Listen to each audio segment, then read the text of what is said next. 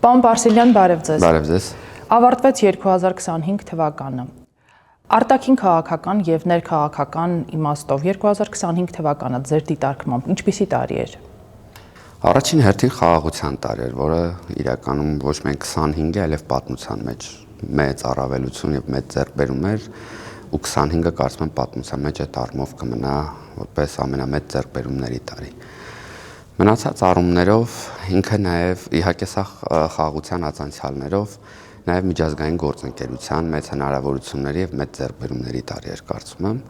Մենք բազմաթիվ երկրների հետ ձեռք բերեցինք ռազմավարական գործընկերական կապեր եւ կարծում եմ դրա պտուղները արդեն հաջորդ տարիներին երևալու են։ Կան իրադարձություններ, որոնք նշանակալի են ձեր դիտարկմամբ եւ կցանկանաք առանձնացնել 2025 թվականի համար։ Ինչպես նշեցի, 25 թվականի ամենամեծ իրադարձությունը այդ խաղաղության պայմանագրի նախաստորագրումն էր,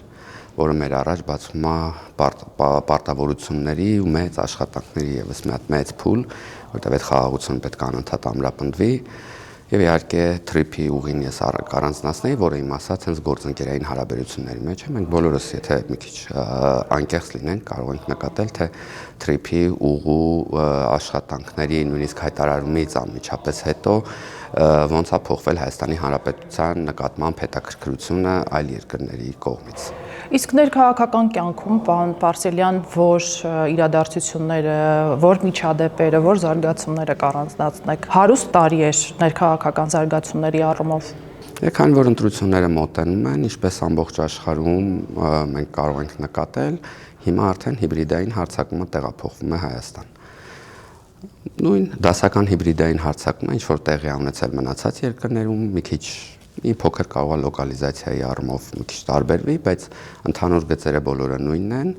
Իհարկե, մեր դեպքում, ես ինչպես մի քանի օր առաջ եմ արձանագրել, այդ հիբրիդային հարձակումը վերածվում է բևեռի, որովհետև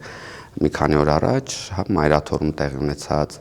ընդդիմության բողոքի եւ այլնի այդ գործողությունների արդյունքում մենք նկատեցինք, թե ինչպես այդ հիբրիդային հարձակման գործիքները կամ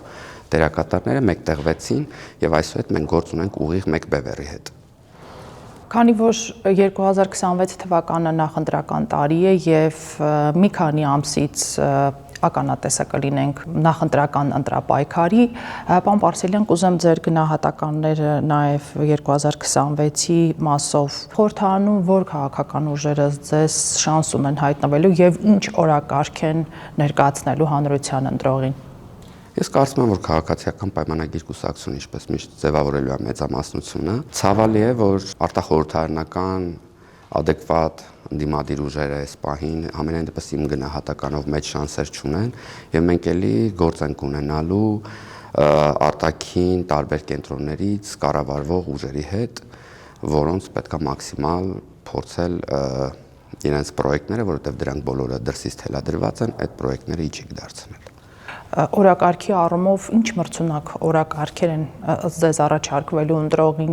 Ենթադրում եմ, որ քաղաքացիական պայմանագրի թիվ 1 օրակարգը խաղաղության օրակարգն է լինելու, արդ ձեր ընդդիմադիր գործընկերների խորհրդարանական ընդդիմությանը նկատի ունեմ եւ խորհրդարանում հայտնվելու հավակնություններ ունեցող քաղաքական ուժերի օրակարգը որն է լինելու։ Խաղաղության օրակարգը կարծում եմ այնպիսի օրակարգ է, որ դրան չանդրադառնալ, առնվազն չանդրադառնալ անհնար է, այսինքն այսպես թե այնպես առաջարկը մեր կողմից այդ խաղաղության օրակարգը մեր օրակարգն է, բայց մնացածները առնչվելու են այդ օրակարգին, դիրքավորվելու են այդ օրակարգի շուրջ եւ ցավոք նկատելի է, թե ինչպես են դիրքավորվելու խորհրդարանական ընդդիմադիր ուժերը։ Իհարկե բարձրաձայնել որովհետեւ մեկը, որ ինքը խաղաղության դեմա չի կարող, որովհետեւ դա հանրության կողմից շատ վատ արձագանքներ կստանա, բայց առնվազն իրենց ձևակերպումները խաղաղությունը լավ է, բայց ոչի մեջ է, իսկ բայցից հետո գալիս է խաղաղության դեմ արվող արտահայտությունները, այն որ ընդդիմությունը օրակարգ չունի, դա վաղուց նկատելի էր եւ նրանք արձագանքի էին վերածվել, հարսանիքների ժամանակ թամադաները մի ժամանակ ինձ արձագանքով էին խոսում տպավորություններ, որ մոտավորապես նման մի երևույթի հետ գործ ունենք, այսինքն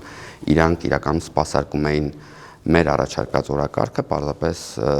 հակառակ թևով, հակառակ բևեռով, այսինքն փորձում են խոչընդոտել այդ օրակարգին, այլ օրակարգեր իրանց կողմից նկատելի չի եղել, եւ նույնիսկ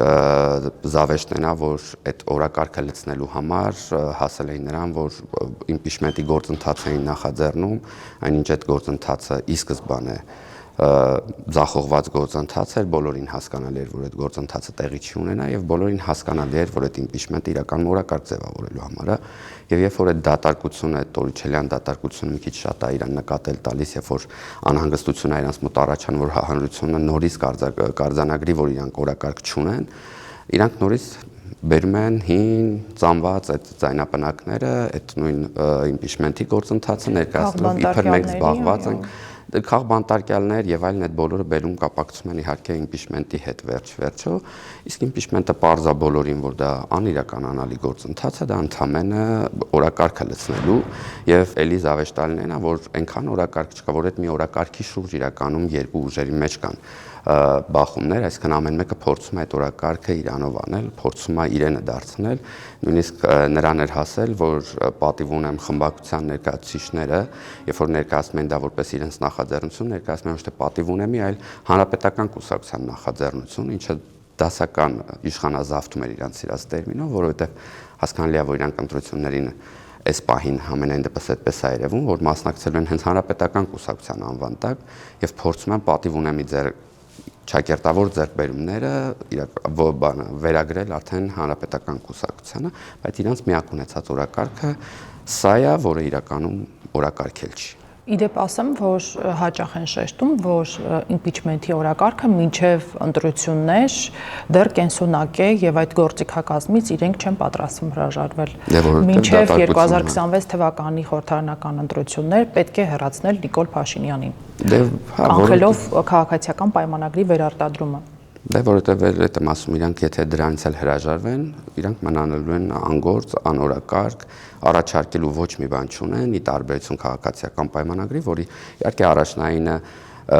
խաղաղությունն է, բայց բացի դրանից քաղաքացիական պայմանագիրը նաև ներկայանալու CV ունի, այսպես ասած, այս 5 տարիների, որտեղ ճանապարհներն են, որտեղ դպրոցներն են, որտեղ մանկապարտեզներն են, որտեղ բազմաթիվ բարեփոխումներն են, բանակի բարեփոխումները, ռազմարտունաբերության բարեփոխումները, իրականում այս ամեն ինչը բժշկական ապահովագրության եւ այլն, այս ամեն ինչը երբ որ գույքագրենք, ինքը բավականին մեծ փաստաթուղթ է ստացվելու, պարզապես այս ընդդիմադիրների կեղծ աղմուկի մեջ շատ հաճախ կորում է այս ամեն ինչը, բայց մենք դրանք ամեն ինչը գույքագրած ներկայանալու ենք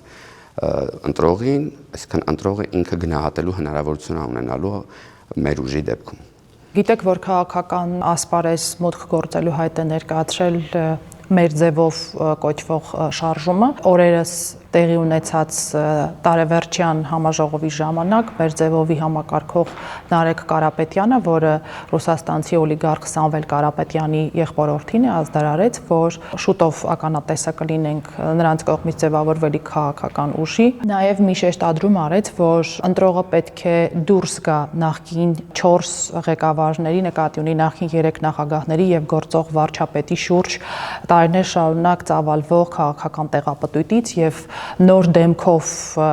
պետք է ներկայանա այն ուժը, որը հավակնում է ստանձնել իշխանությունը, թե ով է լինելու նրանց կողմից առաջադրվելիք նոր դեմքը, որը ղեկավարելու նրանց ընտրական ցուցակը, առայժմ գաղտնի են պահում։ Այն որ ընտրողը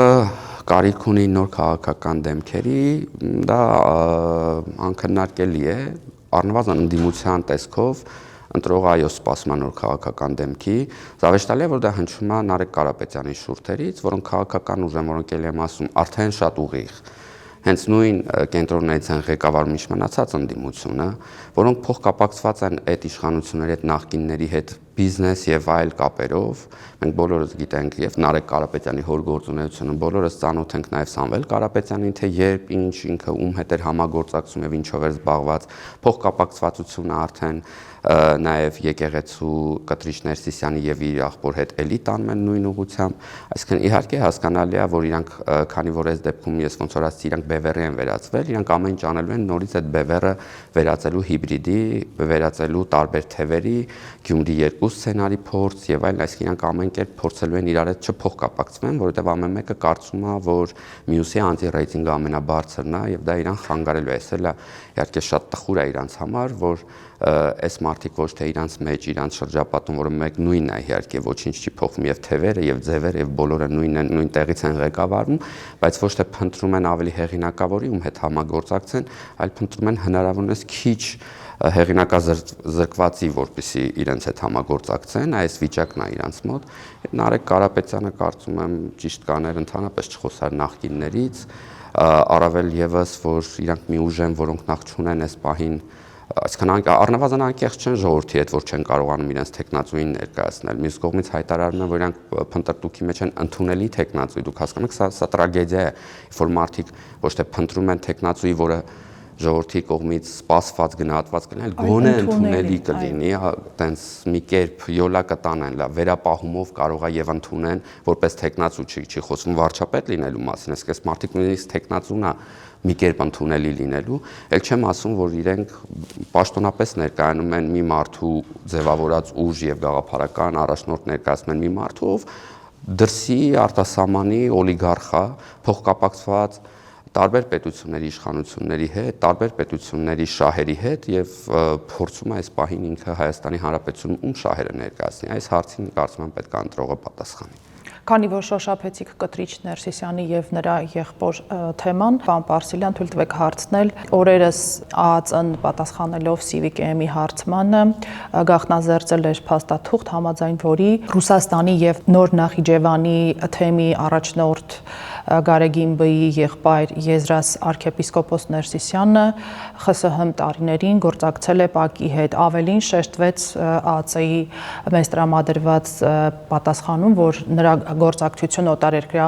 պետությունների հատուկ ծառայությունների հետ շարունակվում է, ինչը վտանգ է ներկայացնում Հայաստանի անվտանգությանը։ Պարոն Պարսելյան, ձեզ համար սպասելի էր, որ եկեղեցու բարձրաստիճան սպասավորը, եկեղեցականը, Գարեգին-բեի եղբայրը հնարավոր է այդպիսի անցյալ է ունեցել ՊԱԿ-ի հետ գործակցություն։ Եվ ներկա իհարկե իմ համար առնվազն սպասելի էր, որովհետև սովետական միությունում, որտեղ այլ գաղափարախոսություն, քան սովետական սովետական սոցիալիստական գաղափարախոսությունը ընդունելի չէր կարող լինել, ինքը մի գաղափարախոսություն էր, որը հենված էր հենց էլիտ, հենց մեկ հեղինակության, մեկ առաջնորդի վրա եւ չէր կարող հանդուրժել այլ գաղափարախոսություններ, չեն կարող գոյություն ունենալ համակարգեր, որոնք կառավարելի չեն։ Զավեշտ է, որ մենք կարող ենք ենթադրել, որ սովետական միության ներսում եղել են պետական կամ հասարակական մեծ ազդեցություն ունեցող համակարգեր, որոնք կառավարելի չեն եղել սովետական միության կողմից։ Այդ թվում եւ գործող կուսակցությունները, այդ թվում եւ գործող կրոնական կառույցները, այդ թվում եւ հայ առաքելական եկեղեցին, եւ սպասելի էր, որ իրենց մեջ դեռ շարունակողներ այդ գործի լինելու են։ Այստեղ վատը շատ ավելի վատ է նա, որ երբ որ փաստաթուղթը նույնիսկ ներկայացվում է հանրության քննարկմանը, այն թևը, որը պետք է ամեն գնով պաշտպանի այս մարդկանց, այսինքն եթե իրանք իրականում մոլորյալներ էին եւ այդ ուժի կողմից, այսինքն արտաքին ուժերի կողմից, արտաքին կենտրոնների կողմից ղեկավարվող չէին, փաստաթղթից հետո իրանք պետքա մեղադրանքներով արդեն հանդես գային, փաստաթղթերից հետո պետքա վերանայեն իրենց վերաբերմունքը այս մարդկանց հասցեին, այնինչ իրանք շարունակում են ամեն գնով արդարացումը։ Նույնիսկ կասկածի տակ դրեցին փաստաթուղթի կասկածի տակ են դնում փաստաթուղթը, տերասողիկը ընդհանրապես անեկդոտներ հորինում ԿԳԲ-ի եւ հայ ժողովրդի ինքնության պահպանման մեջ, ոմանք նույնիսկ ԱԱԾ-ն եւ ԿԳԲ-ն են նույնացնում, ասելով, որ եթե ԿԳԲ-ն գաղտնազերծում է իր ինֆորմատորներին, բայելով կհամագործակցի հիմա ԱԱԾ-ի հետ առանց հասկանալ, որ ԿԳԲ-ն մի կառույց է, ԱԱԾ-ն մեկ այլ կառույց է, այսինքն եթե ես ԿԳԲ-ի հետ եմ համագործակցում, հասկանալի է, թե որ երկրի եւ որ իշխանության եւ որ գաղափարախոսության կողմնակիցն ու պահպանողն եմ եւ ԱԱԾ-ի հետ համագործակցելուց հետո շատ պարզ է եւ հասկանալի, որ ես Հայաստանի Հանրապետության ազգային շահերի եւ ազգային անվտանգության համար համագործակցություն ունեմ։ Այս ամեն ինչը խառնելը պարզապես չգիտակցելն է, ինչա նշանակում ընդհանրապես պետություն, իսկ իրանց դեպքում դա նորմալ է, որովհետեւ իրանց դեպքում իրանք ունեն այստեղ պետություն, իրանց բիզնեսները, իրանց կյանքը, իրանց առօրյան, իրանց վերադասը լիվ այլ պետությունում է։ Այն քաղաքական ուժերը, որոնք շտապեցին պաշտպանել Եզրաս arczepiskopos-ին, ասելով, որ հա ինչ անենք, եթե անգամ գործակցել է, հանուն պետության շահերի է գործակցել, կարող ենք ենթադրել, որ այդ քաղաքական ուժերը նույնպես տարբեր թելերով կապված են օտար երկրյա պետությունների հատուկ ծառայությունների ընկերությունների հետ եւ բնականաբար, քանի որ նույն նավում են, չեն ուզում իրենց ընկերոջը ասեմ, գործընկերոջն ասեմ, փուրը տալ։ Կարող ենք նույնացնել այլ նրանց։ Ես այդ էի ասում, որ եթե նրանց մեջ կային մոլորյալներ, որոնք կարծում էին, որ իրենք հանուն Հայաստանի Հանրապետության են գործում եւ հանուն հայ առաքելական եկեղեցու են գործում, այս փաստաթղթից հետո պետքա վերանայեն իրենց դիրքորոշումը, բայց եթե չեն վերանայել, այլ ամեն գնով փորձում են խայտարակվել մինչև վերջ, ամեն գնով փորձում են արդարացնել այս մարդկանց ԿԳԲ-ի գործակալ լինելը եւ հիմա էլ դեռ շարունակել է համագործակցությունը, պարզապես նրանք պարզապես գործընկերային հարաբերությունն են պարզապես Եզրասի հետ։ Մի պաշտոներ, մի կոչում էլ հաստատ իրանք կունենան, պարզապես այս պահին դեռ բացահայտված չեն։ Խոսք գնաց նաև լյուստրացիայի մասին, օրինագիծ ազգային ժողով բերելու մասին, լյուստրացիայի գործընթացին որպես պատգամավոր կողմ եք, պարոն Պարսելյան, քննադատություն հնչեց, որ ազգային անվտանգության ծառայությունը ինչու է անհատական բացահայտումներ, գաղտնազերծումներ անի, թող գաղտնազերծի բոլորին, ցանկը ներկայացնի եւ հայ ժողովուրդն իմանա, թե իր քաղաքական եւ հոգեվոր վերնախավիվոր ներկայացուցիչը երբ ում կողմից է հավաքագրվել եւ ամեն ինչ ջրի երես դուրս գա։ Ես ինքս իհարկե կողմ եմ լյուստրացիային, բայց այստեղ մենակ անձնական եւ տենց էմոցիոնալ ցանկությունները շատ քիչ են։ Կարծում եմ, որ այդտեղ պետք է հասկանալ, թե նախ ինչ վտանգներ կարող առաջացնի այդ լյուստրացիան, ինչեր կարան բացահայտվեն, որոնք արտաքին քաղաքական խնդիրներ կարող առաջացնեն։ Ընդհանրապես նմանատիպ գործընթացները կարծում եմ պետք է լավ հաշվարկի, լավ գնահատականից հետո արվի։ Ես որպես անձ իհարկե կողմնակից եմ, բայց մնացածը չեմ կարող գնահատական տալ, որովհետև դա մեծ քննարկելու եւ գնահատականի արժանանալու հարց է, որից հետո նոր կարելի է իհարկե այդ լյուստրացիան անել։ Շնորհակալություն զրույցի համար, պարոն Պարսելյան։ Ես եմ շնորհակալ։ Հավանիր տեսանյութը եւ բաժանորդագրվիր նորությունները բաց չթողնելու համար։